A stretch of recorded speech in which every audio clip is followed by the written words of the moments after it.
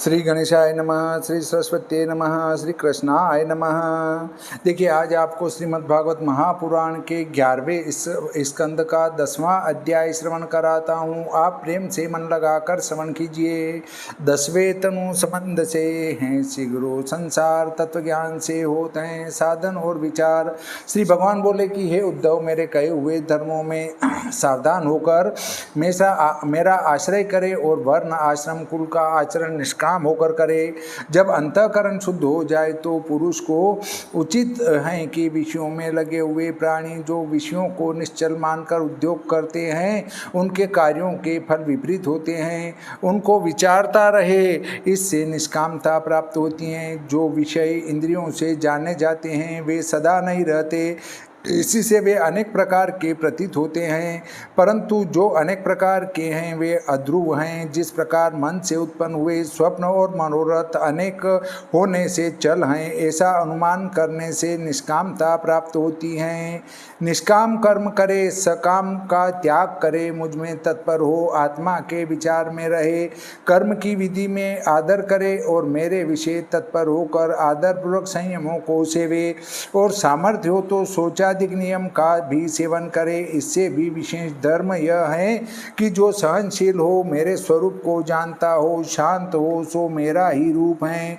ऐसे गुरु की सेवा करे, अभिमान न रखे, आलस्य न करे, असहनता न करे, स्त्री पुत्रादिकों में ममता न करे, गुरुओं में सुरता रखे, कर्म में चित्त व्यग्र न करे, परमार्थ जानने की इच्छा करे, किसी की निंदा न करे, व्यर्थ बातें न करे, स्त्री संपत्ति घर खेत स्वजन धन इत्यादि सबसे उदासीन रहे, क्योंकि सब में एक ही आत्मा है। इससे अपनी ही भांति सब में सुखाधिक समान देखे। यह आत्मा स्थूल सूक्ष्म देह से भिन्न है, सबका दृष्टा है, व्यापक है, स्वयं ज्ञानवान है, आकाशवत है। जैसे अग्नि दाह्य काष्ठ के मध्य ही रहता है, परंतु काष्ठ से भिन्न है, प्रकाशक है और काष्ठ का दाह करता है। जैसे काष्ठ में प्रविष्ट अग्नि ही काष्ठ के संग उत्पत्ति नाश अल्पता महत्व नानात्व गुण को धारण करता है, वैसे यह आत्मा भी इस देह के संग से देह के गुणों को धारण करता है, पर देह से भिन्न और अमर है।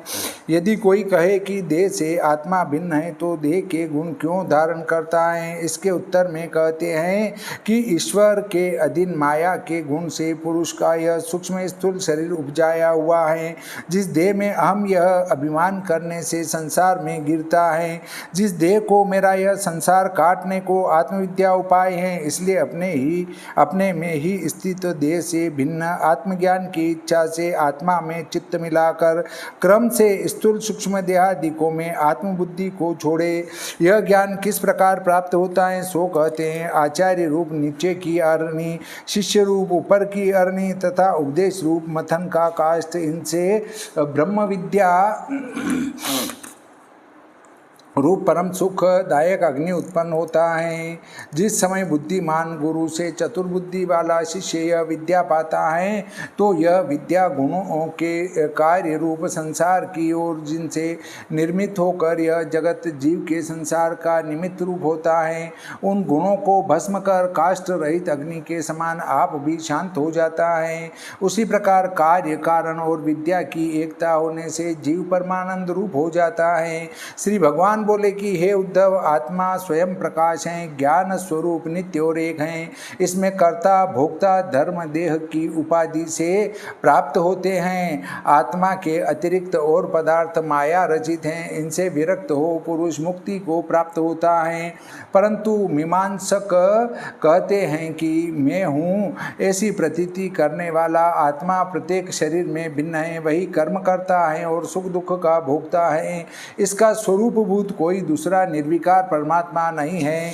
भोग के स्थान रूप लोक, भोग का काल भोग रूप कर्मों का बताने वाला वेद, भोग के साधन और भोग भोगने वाला आत्मा, यह अनित्य हो तो वैराग्य होना संभव है, परंतु वह सब नित्य हैं, इससे वैराग्य होना संभव नहीं। भोग्य पदार्थ बीच में नष्ट हो जाते हैं अथवा मायामय हो तो वैराग्य होना संभव है। माला, चंदन आदि भोगों की स्थिति प्रवाह रूप से नित्य है और यथार्थ है, इससे वैराग्य होना असंभव है, क्योंकि जिस दिशा में यह संसार देखा जाता है उस दिशा में पहले भी था। इस कारण जगत का कर्ता कोई ईश्वर नहीं, आत्मा स्वयं नित्य ज्ञानमय नहीं, उसमें अनेक ज्ञान का विपर्यास होता है। एक क्षण में घट का नष्ट होकर पट का ज्ञान होता है, इस प्रकार अनेक ज्ञान उत्पन्न होते रहते हैं, पूर्व ज्ञान से पृथक हो जाता है, इससे आत्मा नित्य ज्ञानमय नहीं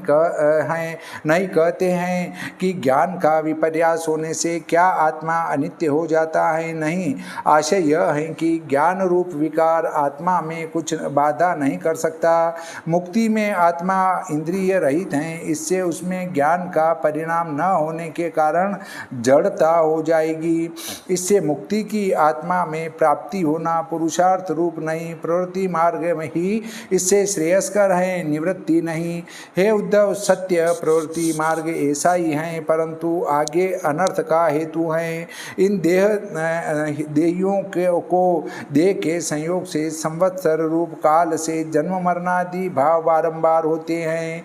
तुम्हारे ही मत में कर्मों के कर्ताओं को और सुख दुख के भोक्ताओं को पराधीन देखी जाती हैं, इसलिए ऐसे परवश का जो भजन करता है वह क्या सिद्ध है, और जीव स्वतंत्र हो तो उसे दुष्ट कर्म व दुख की प्राप्ति संभव नहीं हो सकती। इस प्रकार इस लोक में सुख नहीं तथा और लोकों में भी सुख नहीं हो सकते हैं।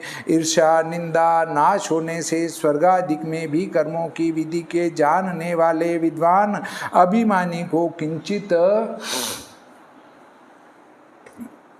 सुख की प्राप्ति नहीं होता, उसी प्रकार मूर्खों को दुख देने में नहीं आता। जो कहते हैं कि हम कर्म में निपुण हैं, इससे सुखी हैं, यह उनका वृथा अहंकार है। इससे श्रेष्ठ कर्म करने से सुख मिलता है, यह नियम भी न रहा। और जो कदाचित सुख दुख की प्राप्ति और विघात अर्थात नाश को जानते हैं, वे भी इस उपाय को नहीं जानते जिससे साक्षात मृत्यु न हो, क्योंकि जब मृत्यु अपने निकट होए तो अर्थ अथवा काम के प्राप्त होने से कौन सुखी हो सकता है।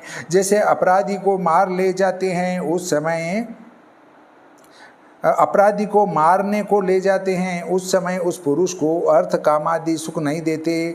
उसी प्रकार जैसे यहाँ सुख नहीं, ऐसे ही परलोक में भी नहीं, स्वर्गादिक में भी पराये सुख की असहनता और ईर्ष्यादिक रहती हैं। इससे यहाँ के समान वहाँ भी दोष हैं। जैसे कृषि के सफल होने में विघ्न होते हैं, ऐसे यजन से मिलने वाले स्वर्ग में भी भूल चूक के अनेक विघ्न होते हैं। इतने विघ्नों को निवारण कर जो धर्म अच्छी भांति करे, उन धर्मों में प्राप्त होने वाले स्थानों में जैसे यह प्राणी जाते हैं, सो सुनो। इस लोक में देवताओं को यज्ञ से संतुष्ट कर यज्ञ के कर्ता स्वर्ग में जाते हैं और देवताओं के समान अपने उपार्जन किए हुए दिव्य भोग भोगते हैं, और वहाँ अपने पुण्य से प्राप्त हुए उत्तम विमान में बैठ सुंदर वेश धरे अप्सराओं के साथ विहार करते फिरते हैं। गंधर्व उनकी बड़ाई करते हैं। किंकणी अर्थात घुंघरूओं के समूह से शोभित और मन की रुचि के अनुसार चलने वाले विमान में बैठ सुख को प्राप्त हो देवताओं के बागों में देव स्त्रियों के संग विहार करते फिरते हैं, परंतु आत्मपात को नहीं जानते। स्वर्ग में वहाँ तक सुख करते हैं जहाँ तक पुण्य पूर्ण न हो। जब पुण्य क्षीण हो जाता है तब काल से बिना इच्छा के ही नीचे डाल दिए जाते हैं। यह फल जो सकाम कर्म करता है उसको है, वहाँ भी जो निषिद्ध प्रकार न करे तब हो, और जो असत संग करे तो अधर्मी हो। यहाँ एक शंका उत्पन्न होती है। श्री कृष्ण भगवान ने उद्धव से कहा था कि ईर्ष्या निंदा आदि जो बुरे कर्म हैं, उन कर्मों से वेदों के वचन नष्ट हो गए। इसमें यह शंका होती है कि ईर्ष्या आदि बुरे कर्म सतयुग त्रेता द्वापर में भी थे। उत्तर है कि शास्त्र में लिखा है भगवान की देह में धर्म और अधर्म दोनों रहते हैं। सतयुग में अथवा और युगों में थोड़ा बुरा कर्म भगवान की देह में रहता है और किसी युग में अधिक रहता है, क्योंकि युगों की मर्यादा पालन करने के लिए दूसरी बात मत जानना। इसलिए कृष्णचंद्र ने उद्धव जी से कहा था, जितेंद्रिय न हो, स्त्री लंपट हो, काम में भी चित्त हो, प्राणियों को दुख देता हो, लोभी हो, कृपण हो और जो अविधि से पशुओं को मारकर भूत प्रेत गण को पूजते हैं, ऐसे जीव परवश हो नरक में पड़े स्थावर के भाव को प्राप्त होते हैं। उन कर्मों में दुख फल हैं। ऐसे कर्मों को जो देह से करता है वे मेरे पीछे और उन कर्मों से दुख भोग कर वैसा ही देह धरते हैं। इसलिए जो मरेगा उसको क्या सुख है। यद्यपि लोकपाल कल्प पर्यंत जीते हैं परंतु तो भी उनको मुझ काल रूप से भय रहता है और कल्प पर्यंत जाने वाले लोकपालों को भी वही भय रहता है। मेरे भय से यह सब देवता अपना अपना काम करते हैं। ब्रह्मा की आयु 2 परार्ध है परंतु उससे भी मौत का डर है। कर्म कुछ ईश्वर नहीं, ईश्वर नियंता फल का दाता मैं हूँ, परंतु मुझसे और उन कर्मों से संबंध नहीं। कर्म का संबंध इस देह से है। 100 प्रकार बताते हैं। प्रथम इंद्रियें कर्मों से बनाई हैं। गुण सत्वगुण, रजोगुण, तमोगुण इंद्रियों को सृजते हैं। आत्मा कुछ नहीं करता, पर यह जीव जो तो इंद्रियों के संग से अहम करता अभिमान धारण करता है, इसलिए कर्मों के फल भोगता है। यदि कहो कि आत्मा अनेक क्यों दिखाई देते हैं, आत्मा तो एक ही सुना है, तो कहते हैं कि इन गुणों के धर्म से जब तक असंभाव हैं तब तक अनेक प्रतीत होते हैं और जब माया के गुण छूट जाएंगे तो आत्मा एक ही दिखाई देगा। और जहाँ तक उसे आत्मा अनेक लगते हैं तभी तक पराधीन भी हैं। जब तक इसे पराधीनता है तब तक ईश्वर का भय है। इस प्रकार प्रवृत्ति मार्ग में दोष हैं। इसका जो सेवन करते हैं वे भी मोह में पड़े हुए शोक युक्त हैं। काल, आत्मा, शास्त्र, लोक, स्वभाव और धर्म यह नाम तो गुण संबंध से कहे, परंतु गुण संबंध छूटने पर ये मेरे स्वरूप हैं। सब में मैं ही हूँ। माया के संबंध से अनेक रूप दिखते हैं। इससे निवृत्ति मार्ग ही उत्तम मुक्ति का कारण है। उद्धव जी बोले कि हे भगवान, यद्यपि यह आत्मा गुणों से मिला हुआ है परंतु तो भी गुण का कार्य सुख दुख कर्म से बद्ध नहीं है। इसलिए आकाश की शांति सर्वत्र व्यापक है और निर्लेप है, आवरण रहित। तुम्हारे मत में आत्मा एक ही है तो वह कैसे बंधन में आ सकता है, और जिससे उसे मुक्ति की अपेक्षा होती है वह कहिए, और बंधन के पीछे किस प्रकार रहता है तथा जब मुक्त हो जाता है तब किस प्रकार रहता है, सो कहो। और किस भांति रहे, कैसे आहार विहार करे, किस लक्षण से जाना जाए, क्या भोजन करे, क्या छोड़े, कहाँ सोवे, कैसे बैठे, कहाँ जाए, ये दोनों किन लक्षणों से दूसरों के जानने में आवे, सो कहो। हे अच्युत, हे विदाम्बर, इसके उपरांत मेरे मन में एक और संदेह है कि एक ही आत्मा शरीरादिकों को अनादि संबंध के कारण अनादिकाल से बद्ध हैं। इस प्रकार निश्चय करना पड़ता है और इस भांति निश्चय कर फिर उसको मोक्ष हो जाता है।